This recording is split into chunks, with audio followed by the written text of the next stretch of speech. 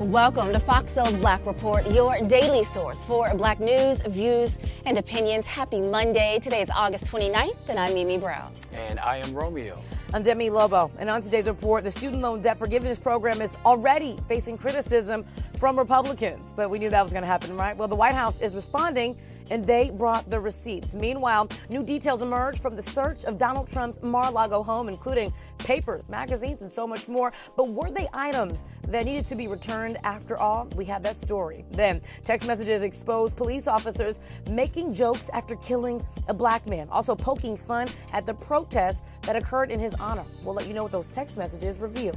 Plus, Colin Kaepernick, he welcomes a new addition to his family. And the VMAs were last night, and we are going to break down some of the top moments. We have all of that and so much more. This is our voice and our truth, so let's get it.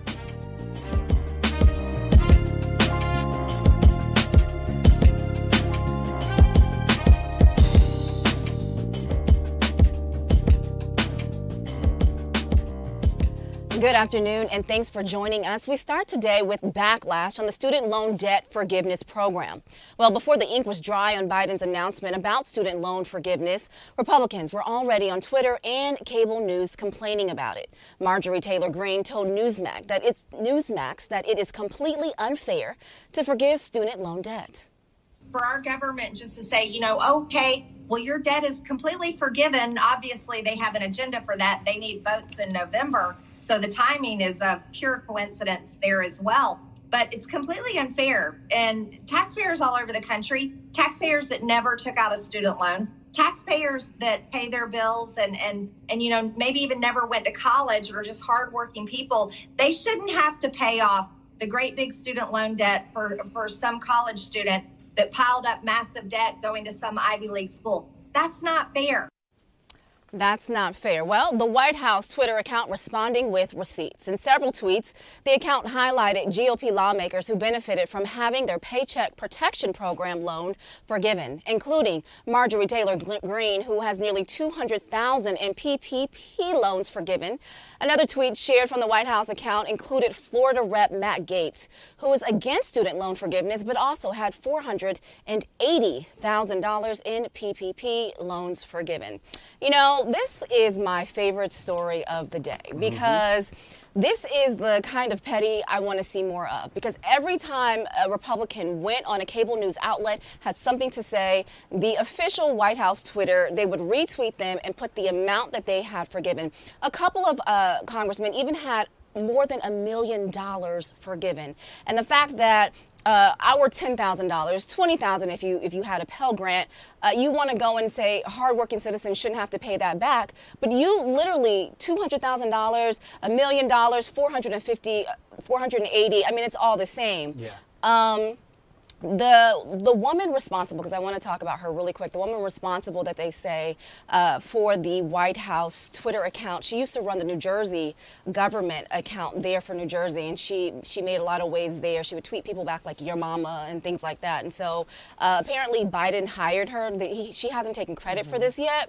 But that's what they're saying is the now who is running this account. And I love it. This is what we need to see more of. This gets the base energized. This gets people talking. I mean, it was trending, right? This is what we want to see more of. These are the receipts, the hypocrisy that we want to see, right? We want to point it out and we want to put it right back in their faces. I love it, too. People are calling the person who runs the White House Twitter account a hero and calling her, like you said, Mimi, the kind of petty that we want in our in politics. But when I was listening to Marjorie Taylor Greene, what was really upsetting to me the most is that the white privilege that she speaks from, because not everybody was able to have their families pay off their student loans, or pay for their college tuition, or have a college tuition fund for them as a child. Not many black families have that opportunity. Not many black families have the opportunity to still be a CEO and not go to college. Many black families, the only option that we have to be able to be in some of the positions positions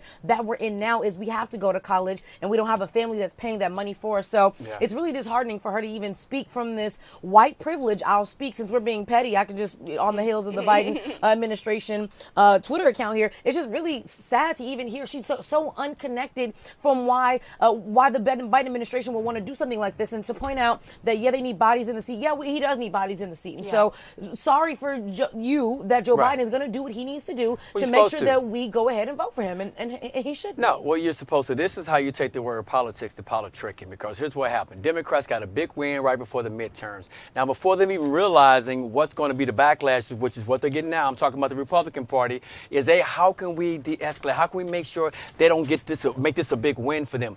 This is why soulmates, you have to make sure you do your research and understand what's going on. From what I'm hearing about this, no one's taxes are going to be going up. That's what I'm hearing from this. So, and if that is the case, how is it going to affect the Democratic Party? This is going to, what they're doing right now for these student loans is going to help out whether you're a Republican or a Democratic or not. But instead of Republicans embracing it, right, which you can be like, okay, you got that little win, they want to try and go ahead and bring it down, not knowing they're playing themselves. And once again, whoever runs a Twitter account definitely gets a W. She definitely does that. And you're right. I think we're going to learn in this next story about how this is going to affect the taxes and things like that. But, either way, no matter what, again, I'll say this again, we can find money for wars. We can find money to send to all these other places for aid. And I'm not saying that we should let the Ukrainians suffer, but what about the American people, right? Yes. No one has anything to say when we're doing that. But when we want to lift our own people out of poverty a little bit, it becomes a really big issue, and it shouldn't be. I was looking at this list of billionaires that didn't go to college. And on that list, of course, is Bill Gates, Ralph Lauren, Steve Madden, Steve Jobs, Mark Zuckerberg, Rachel Ray. The list goes on, because there are so many white billionaires who teach to their families. You don't need to go to college. You can still become a billionaire. I'll teach you the family business. I'll pass you down the family heirloom, and you'll be just a billionaire, quadrillionaire based off the fact that you are related to me. And so those families have absolutely no idea what the average black person has to deal with and why we need to go to college. And we don't have someone like a family heir like that that's just going to pay off. There's no trust fund waiting Absolutely. for us. There we go.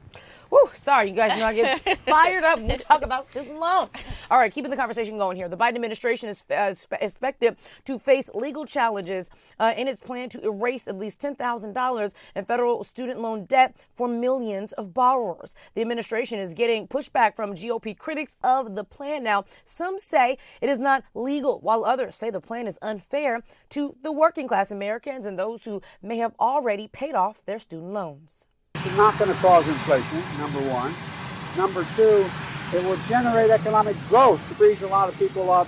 It's going to grow the economy. We still have a way to go, but I'm optimistic. Thanks for that, Joe Biden. Now, Senator Bernie Sanders, who supports the president's plan, pointed out that Republicans never complain about tax breaks for billionaires and bailouts for corporations. Here, I guess the tune of today, we're going to be talking about billionaires and how they are affected, because all of it goes hand in hand. And I'm really happy that Bernie Sanders is speaking on behalf of his party as well, because he has a lot of people that listen to him and how he and what he believes in. And so with this student loan forgiveness, Romeo, I'm really happy that you even talked about how taxes are going to be affected. But even if there were going to be taxes that were affected, there are so many things from a black person getting shot by a police officer that, hey, you don't mind that money coming out. You know it's going to come out of your taxes when they have the state has to pay out millions of dollars for the families. Right. You don't mind that money coming out. It's so many other things that we don't even know that are coming out of our taxes. But again, for student loan debt, something that can help out so many black Americans, now we have a problem. Yeah, agreed. No, I always love Bernie. And to point out that no one complained for tax breaks for billionaires and millionaires, he's absolutely right. It's super quiet when it's benefiting them, but when it's the rest of us that may benefit a little bit, they're all up in arms. Absolutely. I just can't believe that the Republican Party is being so petty when it should be a win for the entire country. I said it once, I said it again, right? They're petty. All right, the FBI affidavit justifying the search of Mar-a-Lago is highly redacted. However, it includes new details about the classified information stored at the former president's Florida home. The document reveals former President Trump had a lot of classified records stored at his club. The records include top intelligence secrets. Some were mixed with other papers, magazines, and photos. The redacted affidavit also shows Trump had repeated opportunities to return the documents.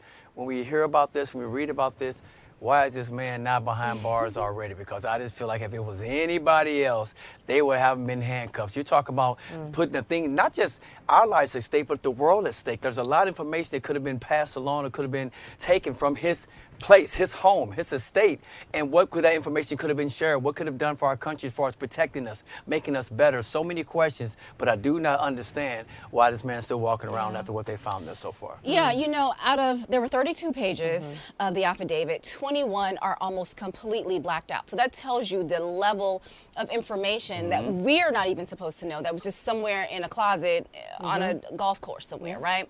But part of it reads, there is probable cause to believe that the location to be searched at the premises contained evidence, contraband, fruits of a crime, and other illegally possessed items. And there's also probable cause to believe that the evidence of obstruction will be found on the premises. And so everyone was wondering why they were able to search, and that's the reason why. Because a judge said there was probable cause, that there was fruits of a crime, and that there was, you would find obstruction of justice somewhere on the Mar-a-Lago, right? You know, when you have classified documents, there has to be a designated space. There has to be an authorized area for classified documents. So again, like you're saying here, the probable cause comes because there was nowhere on his Mar-a-Lago estate that said this is the classified area. This is where these classified documents are. And then too, like you said, Romeo, 14 out of 15 of the boxes had classified information. Who took the time to go and put a magazine, a Playboy or whatever, you know, a OK magazine in between to, you know, try to throw off the officials? I want to know who took the time to do that, because that person is just as guilty as well, because you knew that you were covering up something for Donald Trump. That person needs to be on. I don't think it was Trump. I think he had someone else do it for him. So that person needs to be on the stand as well. Absolutely. A lot more to come from this. The record-setting rain in Mississippi is sending the Pearl River over its banks, forcing residents to evacuate. The governor there has declared a state of emergency as more rain is expected through the week. It's an example of new climate normal that impacts African Americans disproportionately. That's according to the Movement for Black Lives, an American think tank. The group released its Black Hive Initiative report last week, and the group is working to bring black environmental leaders around the world to find solutions and how to combat climate change in black populated regions of the nation. As the midterm elections approach, African Americans in GOP-controlled states, especially in the South, still have Jim Crow-era voting laws on the books. The Fifth U.S. Circuit Court of Appeals in Mississippi has allowed in 1890 Jim Crow-era voting law to stand. In April, Governor Tate Reeves vetoed a bill that would have overturned laws that rescinded the right to vote for people who committed crimes. Now, those laws, like loitering, were instituted to block black people from voting or holding office. The laws were enacted during Reconstruction, a time in the South when African American men were being elected at record numbers. The American Civil Liberties Union and a group of news organizations are suing Arizona over a law that makes it illegal to video record police activity within 8 feet of after a warning is given by a cop. Now, the law sparked concerns for transparency and accountability by police officers. Bystander footage has played a role in police officers' convictions in recent years, most notably the conviction of Derek Chauvin in the death of George Floyd. The lawsuit argues that law infringes on First American rights of journalists and people in Arizona to record the activities of police. And Florida is one of a number of states that is banning critical race theory from being taught in the state, public schools and universities. But some students in the Sunshine State will get a chance to take advanced placement classes in African American studies. Governor Ron DeSantis signed the so-called Stop the Woke Act that prohibits teaching that one ethnic group is inherently racist and should feel guilty about actions committed by others in the past. The College Board developed the course working closely with HBCU's historians and Henry Louis Gates. A conservative legal group is filing a lawsuit against the Minneapolis School District, saying its new teacher's contract discriminates against their white employees. Judicial Watch is challenging an agreement that ended a 3-week teacher strike. The agreement included language that requires the district to lay off white teachers before teachers of color when there are budget cuts. Now, teachers will be subject to layoffs in order of seniority, but if a teacher is part of an underrepresented group, the district can lay off someone with more seniority. seniority. This move is to protect the non-white teachers that make up a smaller percentage of the school district. Derek Chauvin is now being held in a federal prison in Arizona where he'll spend the rest of his sentences. Now, U.S. Marshals picked up Chauvin last week from a prison in Minnesota. Officials say it will be safer for him in Arizona and he won't risk run-ins with inmates he had arrested. Chauvin was sentenced to 22 and a half years for the murder of George Floyd. The former officer also simultaneously serving a federal sentence of more than 20 years for depriving Floyd of his civil rights.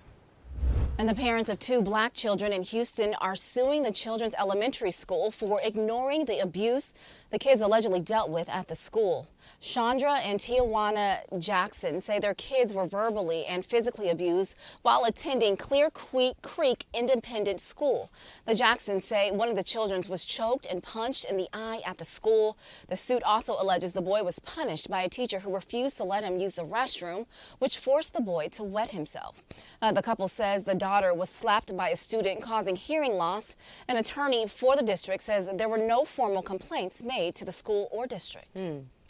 The Los Angeles Times newspaper says cops made fun of a black man who was shot to death by cops over a series of text messages. The newspaper got access to the text messages sent between officers after the death of Christopher DeAndre Mitchell, who was killed by Torrance police officers. The Times says that those texts included racist comments. The officers involved in sending the messages remain on the force. Mitchell was killed after Torrance police responded to a stolen car call. Cops say he was armed with a rifle. He was shot 15 seconds after the officer showed up to the scene with his hands in the air. And soulmates, this is just going to be really some graphic stuff, but I have to read you a little bit that was in the text messages. So one of the text messages that the officer said was going to tell you that all those N-word family members are all pissed off in front of the station. Now that's because there was a protest that began as a result of his death. Another text message said the officers were also saying once they find out who it was that killed them, they're going to be all upset. So one text message says, should we have a gun cleaning party at my house when they release my name? And then the response to that was, yes, absolutely. Let's all post in your yard in lawn chairs with the firing squad. And so I was appalled when I listened to this story, because imagine how this family has to feel. One, your family member is gone. Then we have a protest. You're joking about a peaceful protest. Then you're joking about when we find out that you're the person that killed them, should you have a gun cleaning party, which you don't need because you're clearly still on the force. Then joking about a firing squad, and how it just really made me think about how many black people are on death row, have to die by a firing squad, and joking about that. You as a white man, as a police officer, probably would never even get close to having to experience the death row or a firing squad. So joking about that is just utterly, I don't even have the word for it. Mimi and Rob. Yeah, no, Demi, you're right. You basically summed it all up. What we want to point out, though, this was a toy air rifle. He did not even have a real gun. It was a toy gun. He was 15 years old. He was shot 15 seconds upon their arrival. The officers, this happened in 2018, it's 2022, the officers are still on the force. And this was an investigation by the LA Times that revealed there were about at least a dozen Torrance police officers in text messaging scandals. Like, this is just one of the ones that we're talking about, but there are other cases in which they revealed homophobic language, racist language, and nothing has happened. And so it's almost like, what do you do? Why is this? And for us, Torrance is not that far away. When we do some of these stories, we're thinking Mississippi, we're thinking the Midwest. This is down the street. In the grand scheme of things, this is down the street. I stayed in Torrance for a little while when I first met her years ago, but I'm just so taken back from the text messages that you read to us. I'm also taken back to the fact that it was 2018 when this happened, and they're still on the force, living their lives, still getting paid. Tax dollars, right, from us. So when I say all that and take it in, we wonder why we all come together as people of color and we fight for, when we say no justice, no peace, and things like this. This happens way too often. So what can we do different about it? That's why we can't take our foot off the pedal. We have to continue to keep pushing it. It may sound like it's just getting very over and over, like you're just repeating yourself. We have to keep fighting, because you understand the text message. Why would you even talk like that as an officer, realizing you killed someone that had a play gun? But yet within 15 seconds, you made that decision, and now you want to joke about it. It's nothing to joke about at all. And just last thing, there have been lawsuits filed against these officers for more than $10 million. The city of Torrance has paid out those lawsuits, and they are still on the force. And no one is worried about how their taxes are going to be affected by that. I bet crazy. you know. I would be worried about the police officer pull me over. That's what I'd be worried about. All right, Vanessa Bryant, the widow of Laker legend Kobe Bryant, is going to donate the proceeds from the $16 million judgment she won in a lawsuit against Los Angeles County to a non-profit group.